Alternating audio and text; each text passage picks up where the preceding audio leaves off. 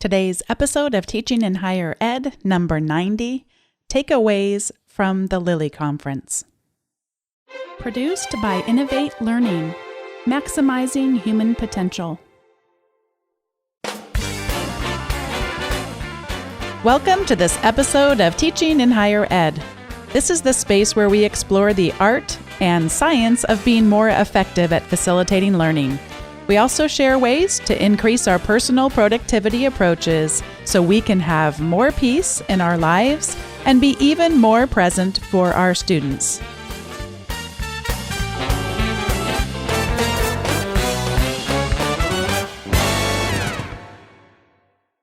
I just got back from the Lilly Conference. Well, I shouldn't say get back. It sounds like I actually had to travel long distances. It was in Newport Beach, California, which is about 30 minutes from where we live. And I'm excited to be welcoming back to the show Todd Zakrajsek, who is the person who plans and makes all of the magic happen. He's the former executive director of the Academy of Educators in the School of Medicine and is an associate professor in the Department of the Family Medicine at UNC-Chapel Hill.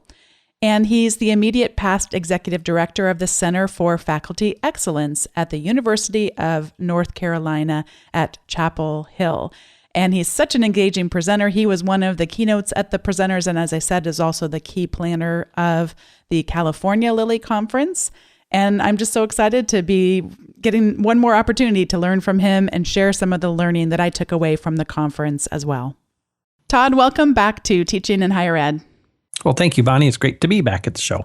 I appreciate you so quickly unpacking your suitcase, although maybe you just leave your suitcase packed all of the time in your life, but unpacking that suitcase and willing to come in and share a little bit about the Lilly Conference. And one thing I know we both want to stress up front, this is not an advertisement for the Lilly Conference. And there's a couple of reasons why. One would be that the Lilly Conference is now over, so you can't travel back in time and attend it, although you could probably start thinking about next year if you want to think about spring of 2017 in gorgeous California. But also, we really want to just have it be for whether people couldn't be there and want to hear what our key takeaways were, or people who were there and want to reflect more. I know that was a big thing for me, was reflecting on what I learned. So it's not an advertisement. You have paid no money to be here. I have paid you no money to be here. But you did give me a free book, which was wonderful. So I did. It saved you like probably $15 off Amazon there. So that's good. Huge. Well, the other thing I think it's worth saying, Bonnie, is another reason to have this conversation is just like anybody who comes back from one of these conferences, any teaching conference out there, a teaching conference is so different from a disciplinary conference. And people just get jazzed in the fact that you've got people from different disciplines facing common issues, but they approach the solutions from their home disciplines. So you see a wide variety of ways of addressing these common issues. So yeah, I think it's a great opportunity just to talk about teaching and learning in general.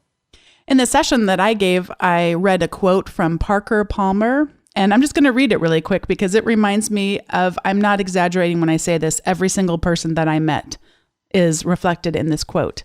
I am a teacher at heart, and there are moments in the classroom when I can hardly hold the joy. When my students and I discover uncharted territory to explore, when the pathway out of a thicket opens up before us, when our experience is illumined by the lightning life of the mind, then teaching is the finest work I know. That's a great quote. I love that quote. That was everyone at the conference. Every single person that I met has a passion for teaching. And as you said, from so many different disciplines. I'll tell you one thing. One of my treasured memories is sitting at lunch in the gorgeous California sun.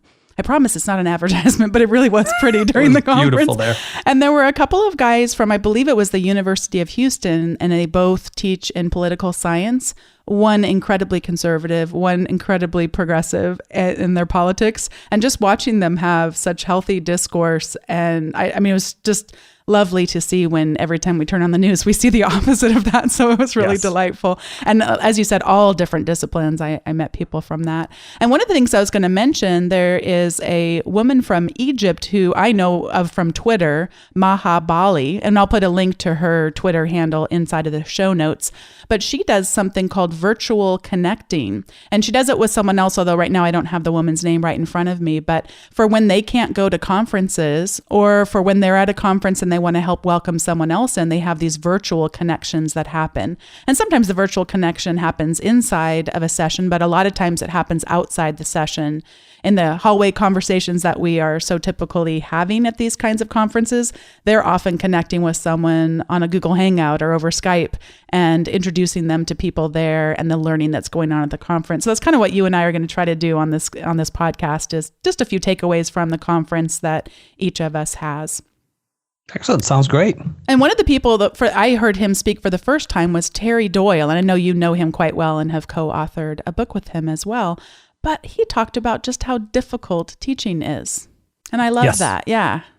I think one of the problems we have in our society is it feels like everybody teaches and everybody learns. If I ask you the directions to the airport and you explain them to me well, you've taught me how to get to the airport. And if I'm walking by a window and I watch somebody do something for a few seconds, then I've just learned that. And it makes it feel like the process of teaching and the process of learning is very natural. The challenge becomes when you put 20, 30, or 40 people in a room and you have 3 months to bring about the best change in them that you possibly can. And that means coming up with a variety of activities and different ways of doing things. And it's an incredibly complex process. And I don't want to scare anybody, but I'd also like to bring recognition to the fabulous, fabulous work that people do when they do connect with students and have a great classroom experience. It's a lot of work. He framed his conversation around 3 questions that we should ask ourselves. The first one being, what content should we teach? Which that in and of itself, I mean, I just stop right there and go, I'm teaching a class for the first time. And I've talked about it a few times on the podcast, so it's not the deep, dark secret that it so often is when we teach things that we are not as familiar with.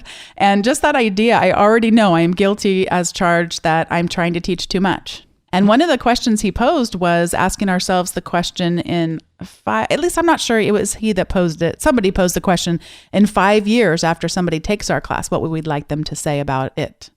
Yep, that was Terry using Guido Sarducci's 5-Minute University in a slightly different way. 5 years after your students graduate, what would you really want him or her to actually remember? I did not have that 5-Minute University in the show notes until you said that, and I've just added it back in. That was a hysterical clip. I'm not familiar with that at all. It's the first time I ever saw it. Yep. It's an old 1970s clip. Oh, priceless. Well, we will link to it if it's available somewhere on the internet. On those interwebs, we will find it and post it up there. Yeah, just that idea. What do we want to say in 5 years? And then the other 2 questions he posed, one would be, what can students do on their own? And one really small thing that I did in my business ethics class that worked out super well, and this is so basic, but just I hadn't tried it before, was we were talking some about ethics related to product liability. Mm-hmm. And so I had them go look on the Consumer Protection website and go look on the FDA website and just come to class prepared to share one interesting thing that you found on each site. And they came it ended up being the craziest conversation, because when you give students an opportunity to explore, you absolutely never know where their journey will take them. So we talked about hoverboards, and we talked about one of the students, her mom owns a collections agency. So she was sharing about one of the suits related to them cracking down on collections agencies that was particularly personal to her, and just saying, gosh, we can look at this with a number of different lenses. It was just the most fascinating conversation, because the students had a chance to go and explore on their own. And then the last question he asked, and I'll stop talking and let you give some examples. Sure. He says, what is the best use of our time? And for me, the best use of our time was, tell me what you found when you explored. Yeah, I think one of the things we forget is that the students are capable of learning. And it sounds like a terrible statement to make as a faculty member. But when you walk into the classroom with a concept of, today I need to cover chapter 6. And what I'm going to do then is outline it and make sure that I talk about every part of chapter 6 and explain it. We're not really leaving that room for students to explore and to learn. We're telling them. And so teaching should be more than telling. So part of what we do is we find opportunities to push students and have them do things. And Vygotsky brought this up years ago with the zones of proximal development, is where is a student able to perform? And what we really want to do is catch a student where they're capable but slightly uncomfortable. And we're that bridge, we're that assistance that can help move them along into an area that they're a little bit uncomfortable with, but still within their grasp. And that's the area we want to hit. And I think that's what Terry was getting at with his presentation. Another of many superb speakers that you had there was Stephen Brookfield. And for people who haven't maybe been listening to this show since the very beginning, and I know there's many of you, he was actually back on the show on episode 15. So I'll put a link to that in the show notes at teachinginhighered.com/90. And what a wonderful conversation he brought then and also brought today, all this time later at the conference. And one of the big takeaways I took from him this time, and it's something I already know, but I can't hear enough, is just the constant need for us to be sharing with the students the reason why we are doing this is.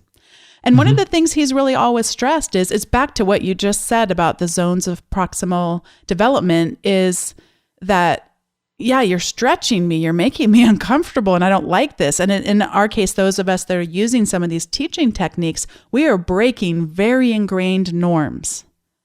And that is uncomfortable for people. I still remember being in college and being asked to write a paper for Introduction to Sociology that involved breaking various norms. And my entire papers were always about how I just couldn't do it. I just couldn't bring myself to do it.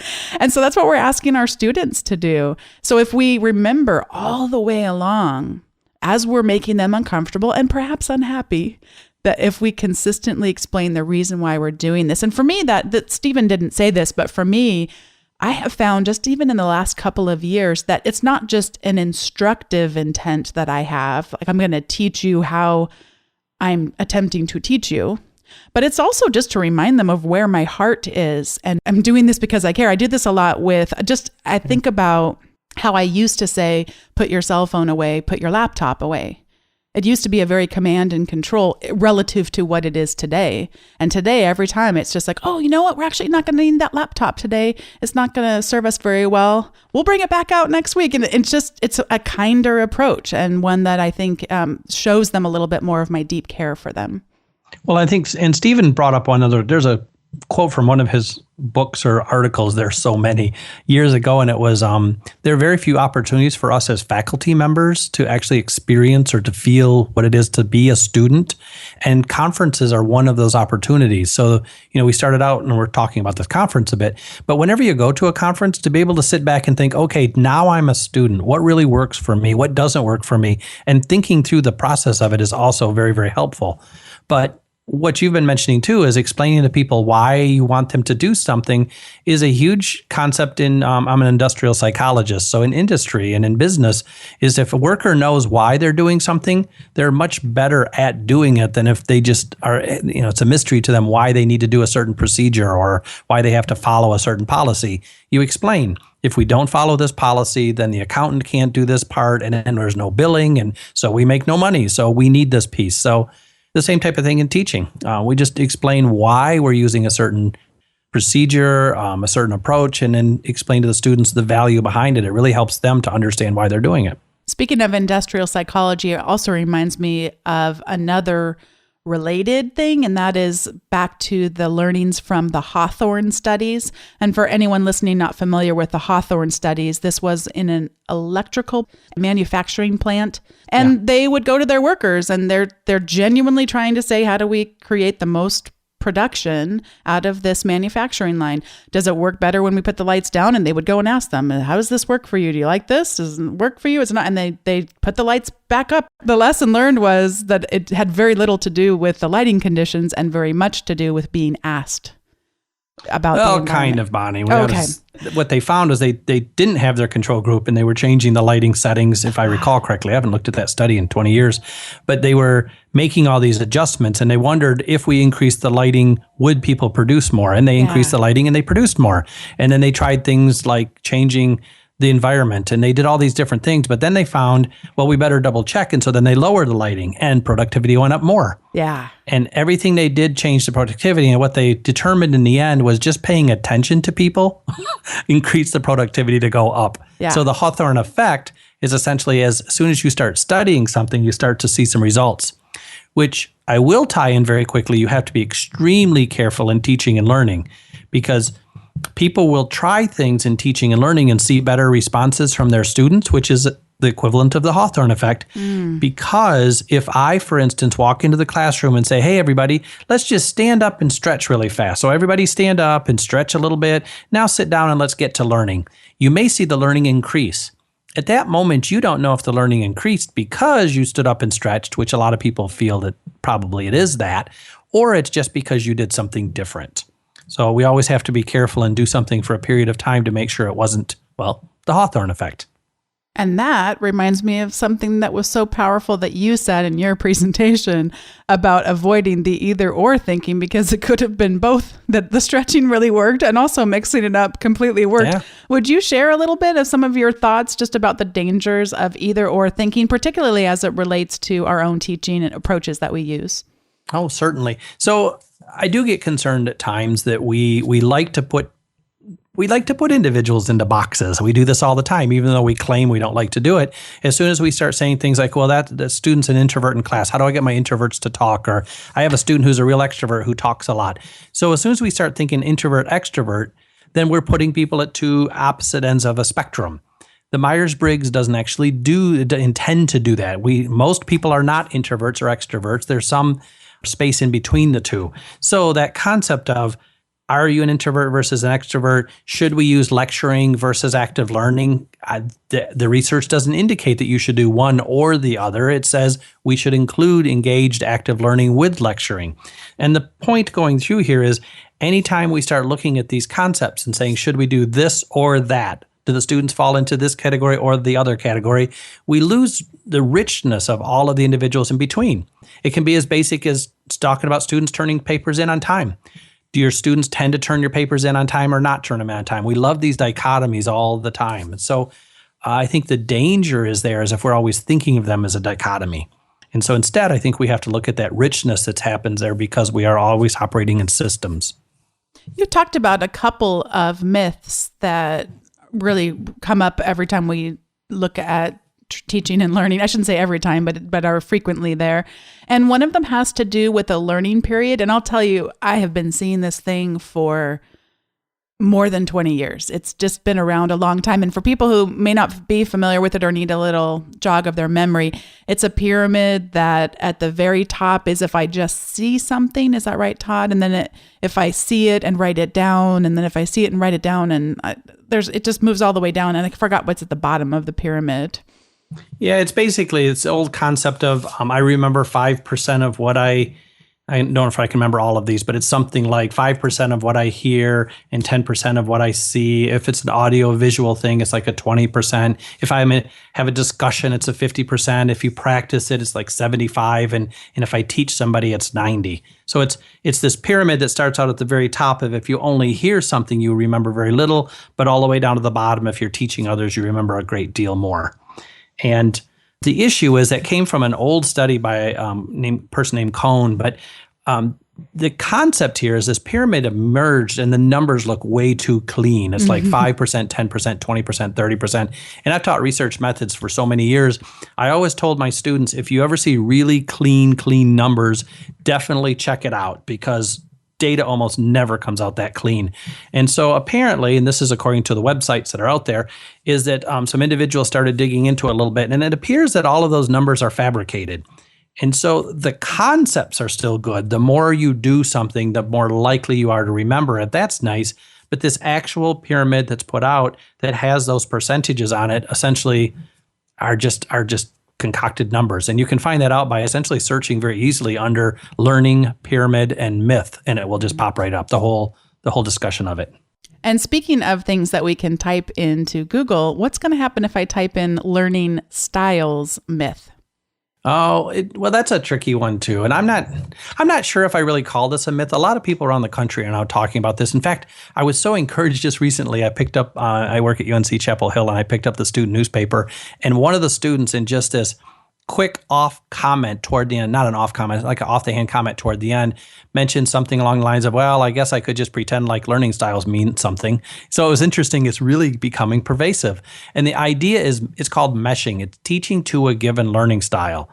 And an article came out a few years ago by Pastor McDaniel, Rohr, and Bork, I believe it was, 2007, I'm pretty sure, and demonstrated, they went through and looked at all the literature, and I guess I should say failed to demonstrate that there was any actual impact of teaching to a given learning style.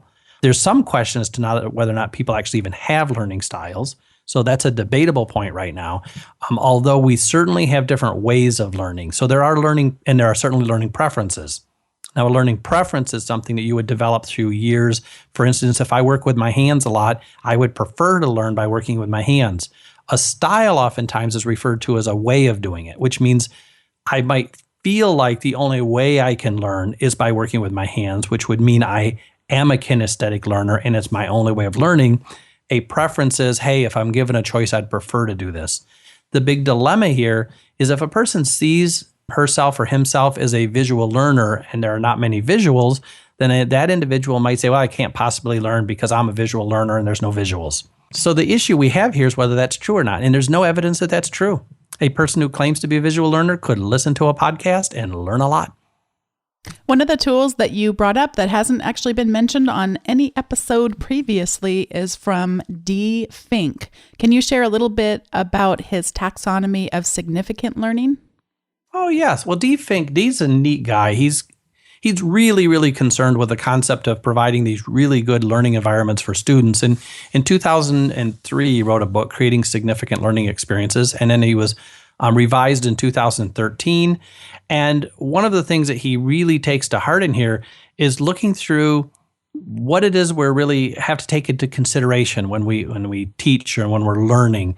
And specific content has always been there. When I first started teaching, I knew that my job was to help my students to grasp as much statistics as they could. So that was the content knowledge. But what Dee points out is it's more than just content knowledge here. If we want people to apply things, we have to teach them to apply. If we want them to synthesize, we have to teach them to synthesize. And then there's a whole chunk of an area that people hadn't thought about for years and years, and that's the aspect of caring for human beings, the respect that we show in the classroom, which, by the way, shows up in teaching evaluations all the time, and even the process of learning to learn. So if we take the human side of this whole taxonomy or the concept of learning, that's a very, very important component to the actual learning process. We care whether or not a student learns and helping the student to be a better learner, in addition to saying, here's the content you need to learn. There were a couple of studies that you mentioned I wasn't familiar with. I'm not sure I'm going to pronounce his last name, Hake, Hake, from 1990, and Carl Wyman. Both have looked at group work. And can you share a little bit about what they found about group work and what we can learn from in our own teaching? Sure.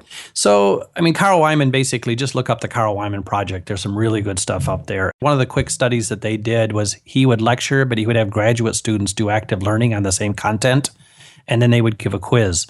And the graduate students teaching through active learning, those students did significantly better than his students when he lectured to them. And it was a demonstration that even if you are a Nobel Prize-winning physicist, that the pure concept of lecturing may not be the best way to acquire information for your students. And so again, reinforce the concept of incorporating engaged active learning. And Richard Hake is a physicist. Lots of good stuff comes out of physics, actually, for active engaged learning. But he did a kind of a summary of 6,000 students that he looked at and found that essentially if you only lectured, you never had the same gains as you did when you started to incorporate aspects of active engaged learning. So both those individuals and several others out there doing the same thing are demonstrating that lecturing alone simply does not return the same kind of advances that you get when you add in engaged active kinds of learning, which, by the way, tying back into an earlier point you made, when we do the either ors, that doesn't mean we stop lecturing and do engaged learning. It means that we have to bring engaged learning into the classroom. This is the point in the show when I ask you to be funny. And I ask you to be funny and make a joke about something we talked about a few moments ago. Because I can't go on to the next one until you just share quickly about this onion story that you found. But I realize I'm being a little choppy here, but I think people will be able to follow because that was just priceless. And I'll link to it in the show notes. Yeah, it was one I found a long time ago. It was back in 2000, 2002, somewhere in there. And it was an Onion article, and caught me off guard, Bonnie, because I don't have it in front of me, but of I've course, referred to it so many times. Yes.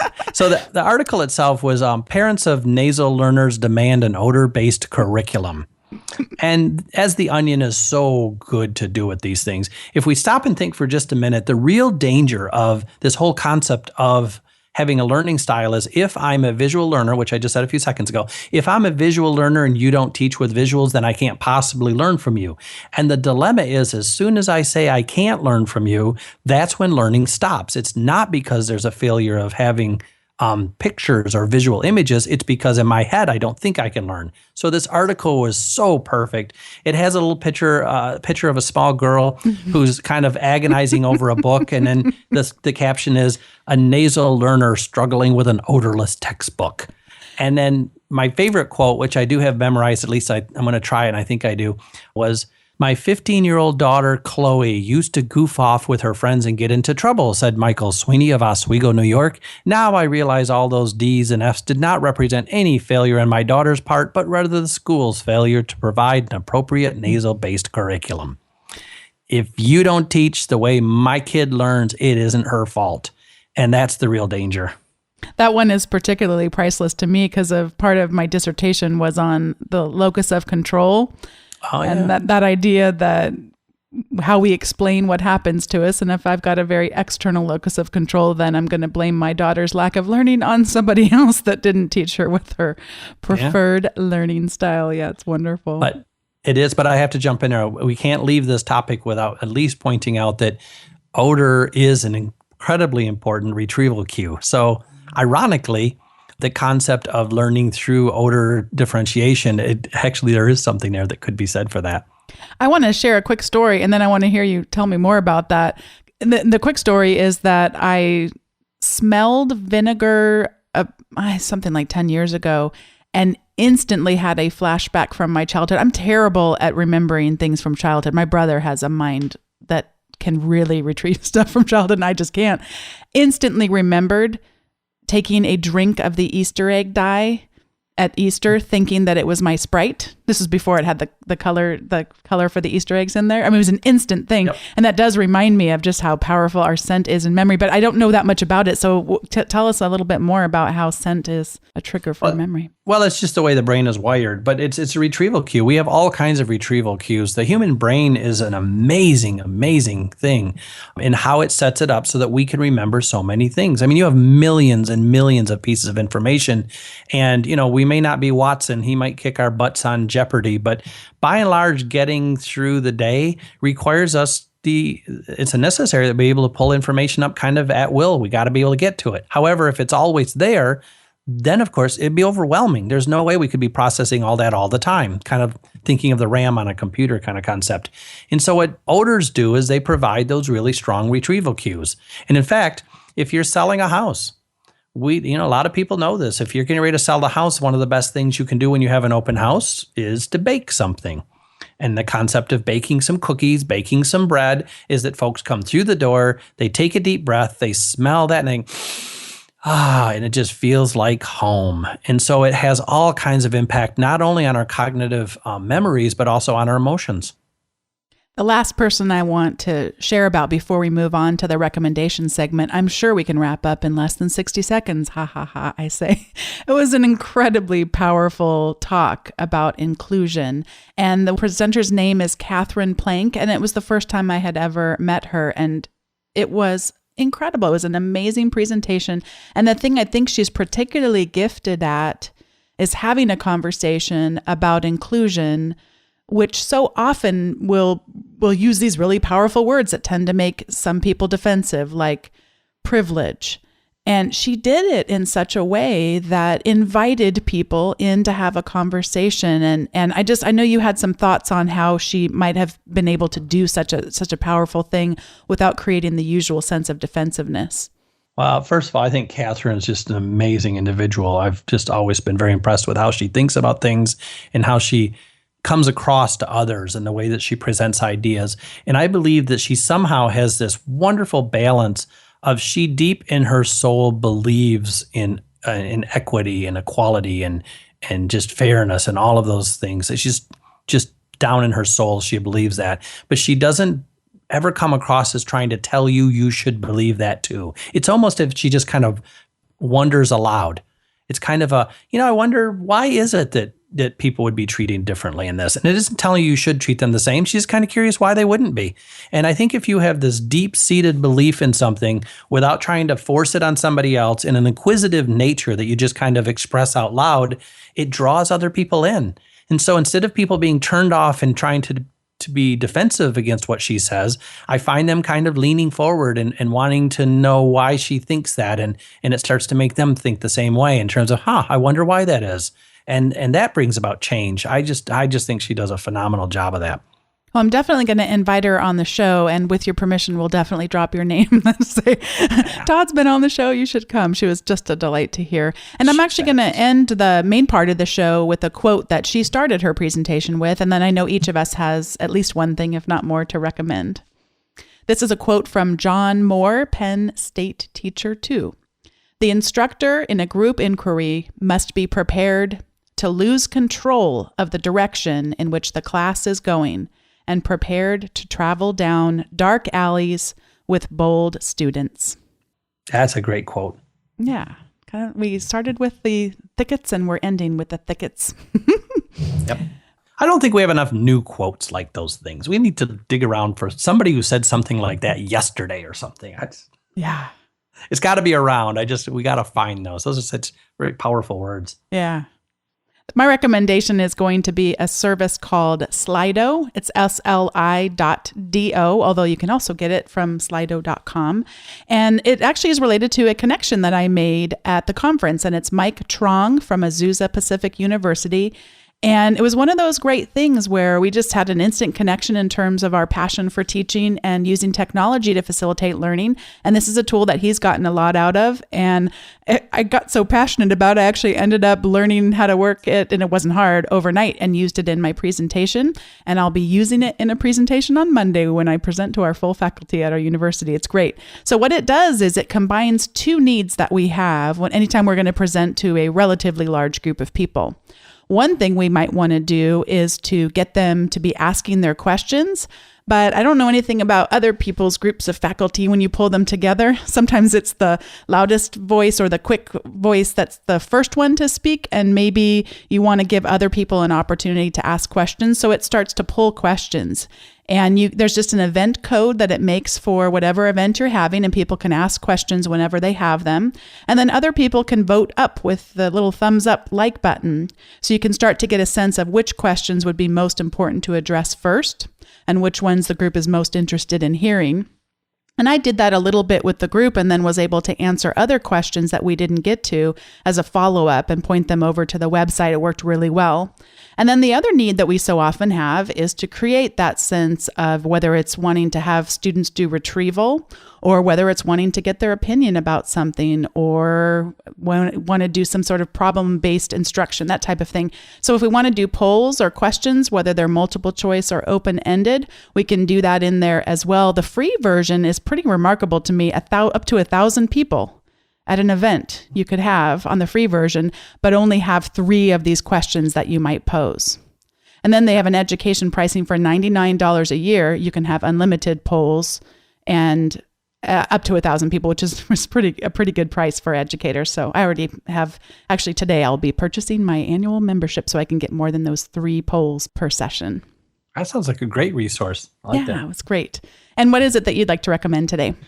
Well, I don't like the self-serving approach of this, but I don't tend to do it a lot, which is one of those things that I never do this, but I am today. So, Claire Major and Michael Harris and I wrote a book just a couple of months ago that I'm really, really excited about. And it's called Teaching for Learning, 101 Intentionally Designed Activities to Put Students on the Path to Success. And the reason we pulled this together is so many people are talking about incorporating active, engaged learning in the classroom, but a lot of folks don't know how to do it or don't know what the literature is behind it. So these 101 activities essentially not only demonstrate how to do the active learning, but actually talk about the research behind them and some of the foundational articles, research articles to support each one of them. So I think that's a helpful book for getting rolling on more engaged learning. I'm so glad that you recommended it. And I'm glad that you pushed past that hesitancy, because it isn't something that you normally do. And I know this is something you're really proud of. And I also know that you're going to be coming back on the show. I don't remember when we talked about, but to talk about another resource, or was that the resource? Regardless, you're going to be back to share some more, because this is just what I hope is just the start to continued conversation. Happy to come back anytime. You have a fabulous show you do here, and always enjoy speaking with you. Thanks. And I'm going to actually recommend one quick thing before we close.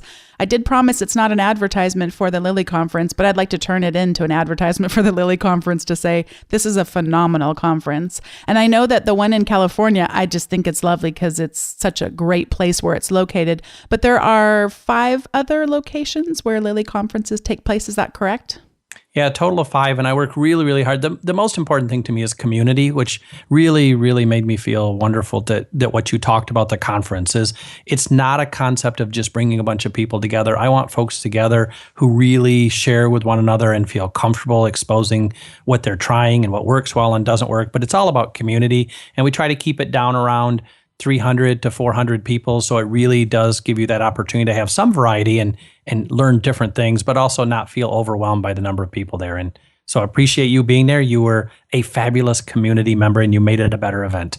Well, I will be putting a link in the show notes to the Lilly conferences in general and the one held here in California, and just hope someone will have a chance to make it out here perhaps next year to California, and we can make some connections in person. Excellent. Well, thank you so much. Thanks again to Todd for all your planning on the conference. It was fabulous. And also for investing your time when you just got home into supporting the listening community. Thank you. Appreciate the opportunity. Thanks once again to Todd Zakrajsek for joining me to share about the key learnings that we had from the Lilly Conference. And thanks all of you for listening and being able to take away a little bit yourself. As always, I'd like to remind you, if you have yet to subscribe to the email newsletter that I send out every week, it's just one email and you get all of the show notes from the links and all of the links of the things that we talk about, as well as when you first sign up, you get an educational technologies guidebook that gives you 19 tools to help you integrate technology in with your teaching.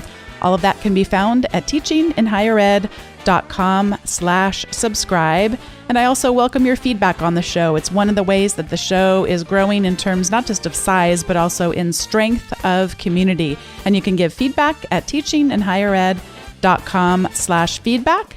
And as always, would suggest and plead and beg, no, not beg, but just encourage, prod you to go and rate or review the show. That just, again, helps build the strength of the community and help us connect with one another better as we continue to improve on our teaching. Thanks for listening.